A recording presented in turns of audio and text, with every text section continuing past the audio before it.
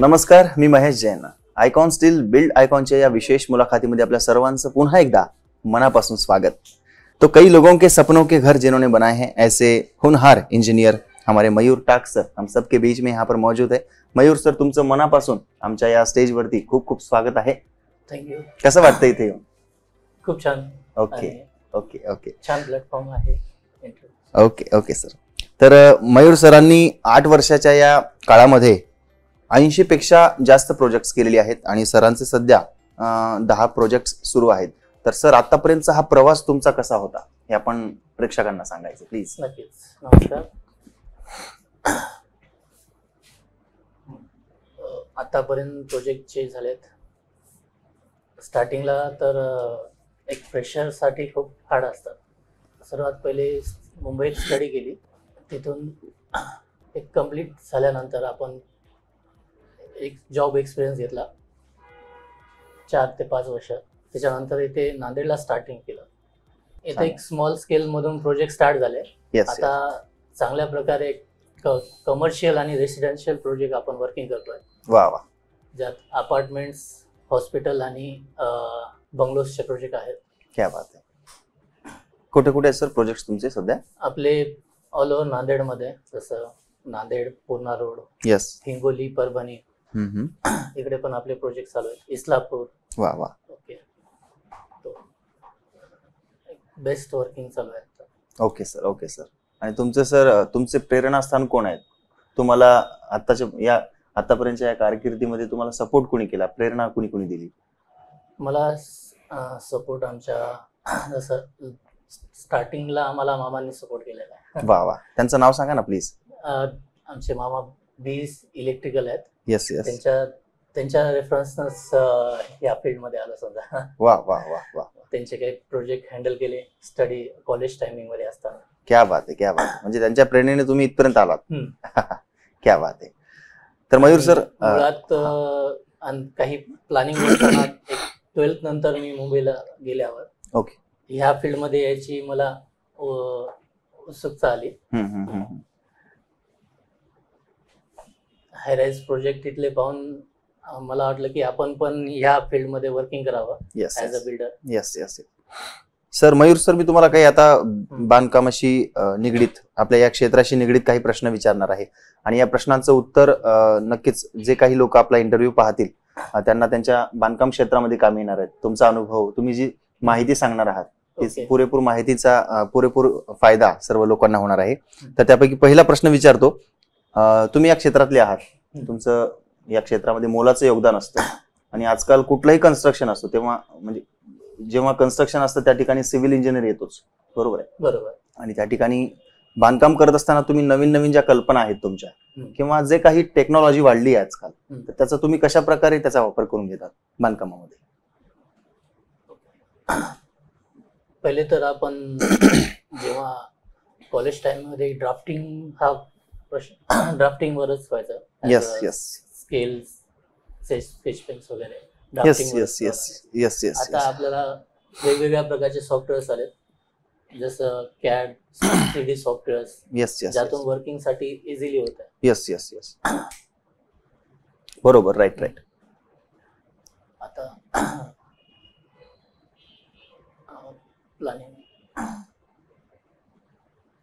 Okay. पूर्वीचा काळ खूप वेगळा होता सर.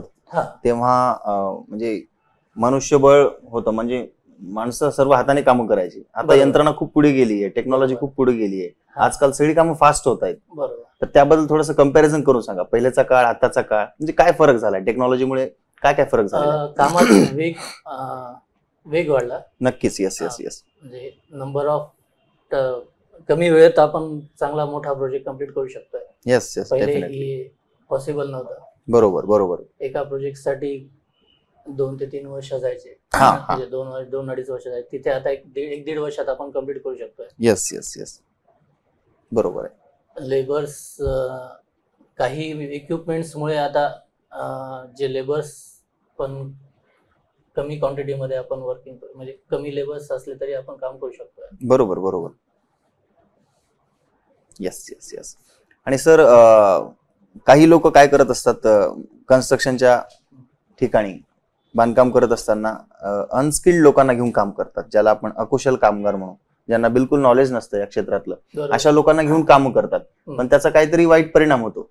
तर ते किती धोकादायक आहे असं तुम्हाला काय वाटतं? ऍक्च्युली भरपूर क्लायंट असं करतात, हम्म, काही फी स्ट्रक्चरमुळे म्हणा किंवा किंवा एका बेसिक गोष्टीमुळे अनस्किल्ड, जसं मिस्त्रीकडूनच पूर्ण कन्स्ट्रक्शन करून घेणं without engineer. Yes yes yes. जे बाबा तुम्ही फक्त प्लॅन द्या, आम्ही सगळं वर्किंग करून घेऊ. हो हो हो. त्याचे रिझल्ट त्यांना एंडिंगला भेटतात की यार इथे आपली मिस्टेक झाली आहे. येस येस येस, बरोबर आहे. पण त्यांना हे लक्षात येत नाही की आपण जेव्हा प्री प्लॅनिंग करतो, प्लॅनिंग करून एक्झिक्यूट करतो त्याच प्लॅनला, तर ते एकदम ऑन साइड बेस्ट वर्क होतं. Yes sir. त्याच्यात काही एरर येत नाही. बरोबर आहे, बरोबर आहे. ऑन साइड जेव्हा ते डायरेक्ट वर्किंग करतात तर त्यांना एरर्स भेटणारच. येस सर, येस सर, बरोबर, अगदी बरोबर. सर, प्री प्लॅनिंगची एक प्रोसेस आहे ज्याला आपण रचना म्हणतो, डिझाईन, लेआउट, आराखडा. तर हा किती महत्वाचा असतो, कितपत महत्वाचा असतो? हा, जसं प्लॅनिंग हे खूप महत्वाचं आहे सर. आपल्याला कोणत्याही बंगलो असो या कमर्शियल स्पेस असो, प्लॅनिंग करणं मस्त आहे. विदाउट प्लॅनिंग आपण कोणतीही वर्क एक्झिक्यूट करू शकत नाही. बरोबर आहे. येस येस, बरोबर. प्रत्येक रूल्स मध्ये एका आणि त्यांच्या रिक्वायरमेंट मध्ये बसवणं हे प्लॅनिंगचा मोठा भाग आहे. Yes yes yes yes. आणि ही गोष्ट आम्हाला ऍज अ डिझायनर खूप टफ जाते. नक्कीच काही ठिकाणी नक्कीच नक्कीच रिक्वायरमेंट फुलफिल करणं आणि त्या स्पेस मध्ये बसवणं. बरोबर आहे, बरोबर आहे सर. सर, जेव्हा तुम्ही कन्स्ट्रक्शन करता तेव्हा साहित्य जे निवडताना जे काही मटेरियल लागतं आपल्याला, मटेरियल सिलेक्शन ज्याला आपण म्हणू, ओके, तर तेव्हा तुम्ही कुठल्या प्रकारची काळजी घेत असता जेव्हा मटेरियल सिलेक्शन करता तेव्हा? भरपूर प्रोजेक्टला डिपेंड करतं. स्टार्टिंग रेसिडेन्स प्रोजेक्टला आणि हाय राईज बिल्डिंग आहे किंवा काय, यावर आपल्याला भरपूर डिपेंड करतं. हो. आपण ब्रँड एक ISI ग्रेड आणि ब्रँडिंग मटेरियल घेतो. Yes yes yes. स्टील असो, सिमेंट, इवन भरपूर जे क्रश सँड किंवा सँड जे पण यूज करू. Yes yes. एक प्रॉपर रेशो मध्ये त्याला सिलेक्शन करावं लागतं. Yes yes yes.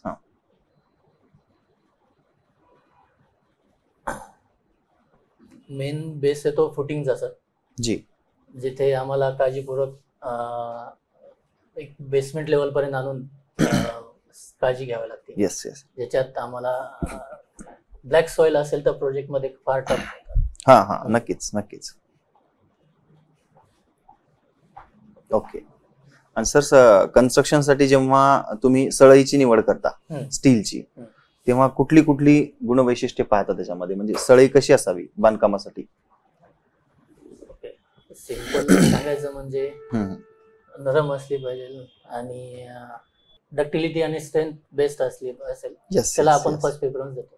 Yes yes. वा वा. सर, सर्वसामान्य लोकांचं स्वप्न असतं की कमी बजेटमध्ये उत्तम दर्जेदार घर बनावं. अशा ठिकाणी तुम्ही काय सजेस्ट, म्हणजे काय बनता? कमी बजेटमध्ये भरपूर ठिकाणी काही गोष्टींसाठी कॉस्ट कटिंग करावं लागतं. Yes yes yes. भरपूर गोष्टी आहेत. काही लॉट मध्ये स्टील परचेस करणं, लॉट मध्ये सिमेंट परचेस करणं, त्यातून आपण कॉस्ट कटिंग करू शकतो. Okay okay. काही ठिकाणी कॉन्क्रीट रेशो वाढून आपण स्टील क्वांटिटी करून पण आपण कॉस्ट कटिंग करू शकतो. Okay okay. हे प्रत्येक प्रोजेक्टला डिझाईन करून एक्झिक्यूट करावं लागतं. बरोबर. प्रत्येक ठिकाणी एक सेगमेंट काम येत नाही. बरोबर आहे, बरोबर आहे, बरोबर आहे, बरोबर आहे. सर, अभियांत्रिकी क्षेत्राच्या भविष्याबद्दल तुमचं दृष्टिकोन काय, कसं आहे इथून पुढे? इंजिनिअरिंगची जी फील्ड आहे, फ्युचर कसं असेल तुमच्या मते? याचं फ्युचर सर, फ्युचरमध्ये हे क्षेत्र वाढतच जाणार आहे. नक्कीच. थांबू म्हणजे कोणत्या स्टॉप नाहीये. विदाउट प्लॅनिंग आणि कन्स्ट्रक्शन आपण ह्या फील्डला कोणतीही फील्ड पुढे नाही जाऊ शकत. बरोबर बरोबर. Yes yes yes. कारण कोणी हॉस्पिटल असो, शाळा, college, bungalows, yes without yes. Construction हा फील्ड होणारच नाही. नाही, नक्की नक्की नक्की. सर तुमच्या लाईफमध्ये तुम्हाला खूप सारे चॅलेंजेस आले असतील तुमच्या अभियंता कारकिर्दीमध्ये, तर त्या आव्हानांना तुम्ही कसं सामोरे गेलात?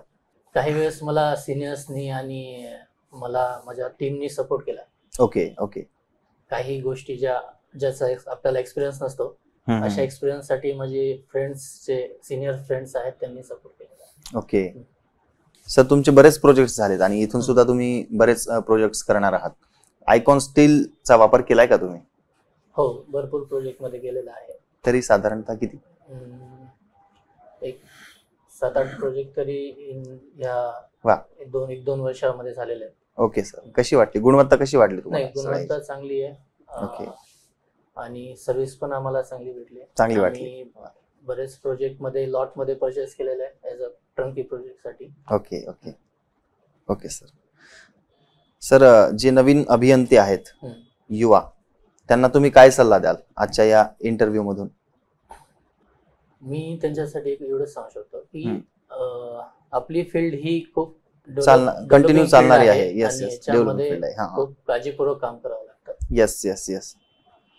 तुम्ही प्लॅनिंग, तुम्ही डिझायनर असो या स्ट्रक्चर, प्रत्येक गोष्टीसाठी प्रॉपर डिझायनिंग वेणं आणि आपलं योग्य ते कामच करून पुढे जावं. बरोबर आहे, बरोबर आहे. बरेच वेळेस क्लायंट सजेस्ट करतात की एवढं नंबर ऑफ स्टील क्वांटिटी होतीये, तुम्ही याला कमी करून द्या. पण तुम्ही तुमची जी डिझायनिंग जी फॉर्म्युला आहे तोच फॉलो करा, त्याला कमी करू नका. Yes yes yes yes. आम्हाला हे चॅलेंजेस पण येतात, तुम्ही एवढ्या नंबर ऑफ क्वांटिटी मध्ये स्टील देता, याची गरज नाही. आणि आम्ही इथे पण काही प्रोजेक्ट झालेले आहेत ज्याच्यात एवढ्या क्वांटिटी मध्ये स्टील नाही लागलं. बरोबर आहे, बरोबर. तर ह्या गोष्टी येणाऱ्या पिढीने हे करू नये, ब्रेक करू नये. Yes yes yes. जे डिझायनिंग बनेल तेच फॉलो करावं. Okay sir. Okay sir. तुमच्या आतापर्यंतच्या एवढ्या मोठ्या प्रोजेक्ट्स पैकी एखादा कोणता असा प्रोजेक्ट आहे जो खूप स्पेशल आहे, आयकॉनिक आहे? म्हणजे काही 2-3 प्रोजेक्ट आहेत ज्याच्यात आता एक रनिंग प्रोजेक्ट चालू आहे जी, कमर्शियल प्रोजेक्ट आहे. Yes yes yes. त्याच्यामध्ये चॅलेंजेस पण चांगले झालेत. ओके. खाली पूर्ण आपण underground parking, upper ground commercial shops आहेत. वा वा. 3rd फ्लोअरला रेसिडेन्स आहे. एकदम 4th आणि 5th फ्लोअरला आपण जिम वर्कआउट करतोय. वा वा. कुठे असं सांगा ना सर्वांना. हे सराफामध्ये आहे. Okay okay. सराफामध्ये आपला एक बेस्ट प्रोजेक्ट आहे जो आतापर्यंतच्या याच्यात नंबर ऑफ आयटम्स त्याच्यात यूज करतोय आपण. Okay okay okay sir. Sir आता ज्यांना काही लोकांना घरं बांधायची आहेत, प्रोजेक्ट्स करायचे आहेत, पण त्यांना कुठलं नॉलेज नाही आहे या क्षेत्रातलं, अशा लोकांना तुम्ही काय सल्ला द्याल या इंटरव्ह्यूच्या माध्यमाने? तुम्ही एक आर्किटेक्ट आणि इंजिनियरला सोबत घेऊनच काम करावं, जे तुम्हाला तुमचं घर योग्य पद्धतीनं बनवून देतील. Yes yes yes. काही इरर नाही येतात. जसं भरपूर वेळेस मनानं काम केल्यावर काही सेपेसचे प्रॉब्लेम येतात. नक्कीच. काही इरर्स येतात. बरोबर आहे, बरोबर आहे. वॉल बेंडिंग, क्रॅक्स, भरपूर गोष्टीचे प्रॉब्लेम्स तुम्हाला फेस करायची गरज नाही पडणार. नक्कीच नक्कीच नक्कीच. एक आर्किटेक्ट आणि एक इंजिनियर कुठल्याही कन्स्ट्रक्शन साठी खूप महत्वाचा असतो. नक्कीच प्रेक्षकांना कळालं असेल आणि मयूर सरांनी खूप अतिशय महत्वाची माहिती सांगितलेली आहे. तर मयूर सर, आपण आलात आणि वेळ दिलात त्याबद्दल आमच्या पूर्ण टीमच्या वतीने खूप खूप धन्यवाद आणि तुमच्या पुढील वाटचालीस आमच्याकडून खूप शुभेच्छा. Thank you. Thank you sir. Thank you so much. Thank you.